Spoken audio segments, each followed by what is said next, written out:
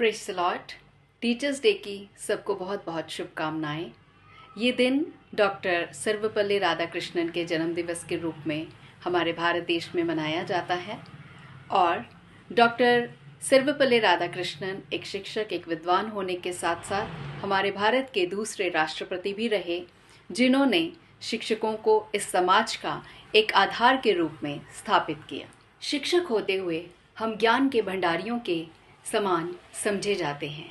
संसारिक शिक्षा और ज्ञान मनुष्य को प्रभावित करता है, परंतु परमेश्वर का ज्ञान एक मनुष्य को धर्मी, पवित्र, परमेश्वर की इच्छा के अनुरूप और शुद्ध विवेक के साथ अपने जीवन में सही निर्णयों को लेने में मदद करता है। बाइबल बताती है शिक्षकों को परमेश्वर ने नियुक्त किया, शिक्षक होने का वरदान परमेश्वर ने दिया और शिक्षकों को 2 गुने आदर के योग्य भी परमेश्वर ने किया।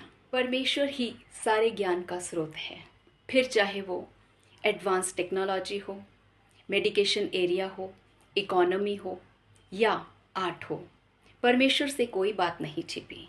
बाइबल में हम बहुत एक अच्छा उदाहरण दानियल, शद्रक, मेशक, अबेदनगो के जीवन से सीख सकते हैं।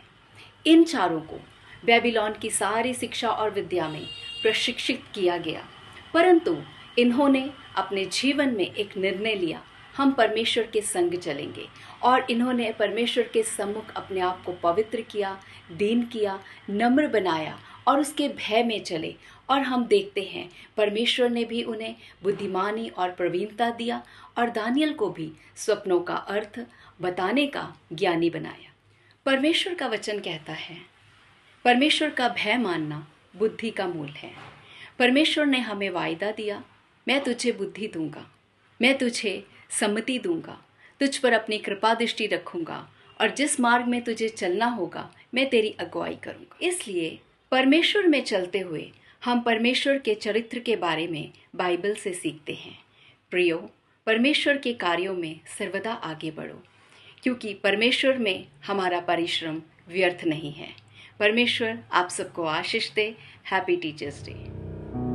NHRDWC Media, voicing the victory of the cross.